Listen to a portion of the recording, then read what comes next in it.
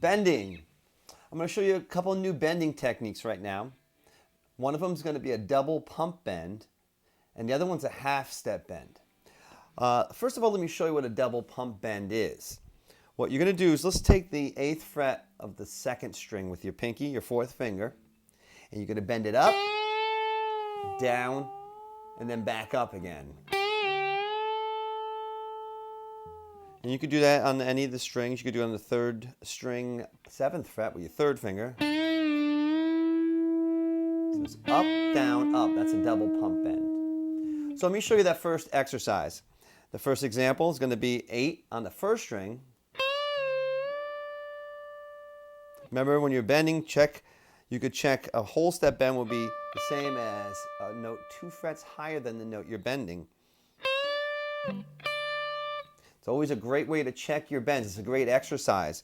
Whenever you're bending a note up, you ask how high I should bend it. Well, you should be bending a note. A whole step bend would be the note 2 frets higher than a note you're bending. So that's the pitch. Yeah, I hit that same pitch when I bend up. So the double pump bend is, and then 2nd string, and then 3rd string. So I bend that note.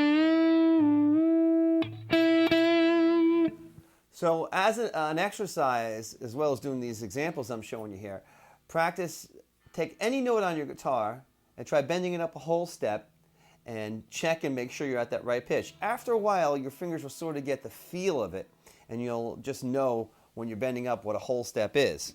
So you could take any note on your guitar and just do it that same way. All right, let's go to example 2. This is going to have a half step bend. Now, if you want to check your half step bends, you just go 1 fret higher. Okay, so that's the first bend. It's going to be, let's go to example 2. 7th fret of the 3rd string, half step bend.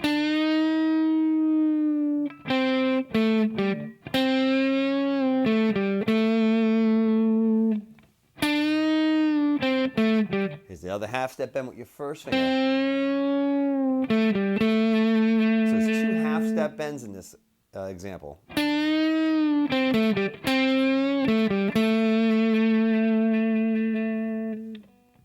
All right, now let's go on to example number 3.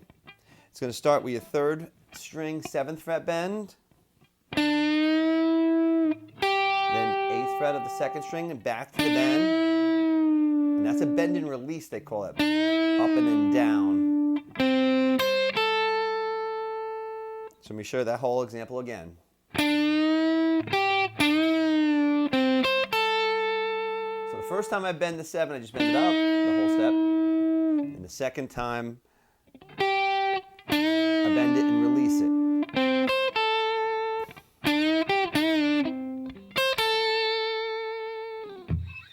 All right, so these are 3 examples to get you started. You can play these over that My Mojo Is Back progression too. So get to work on these bends.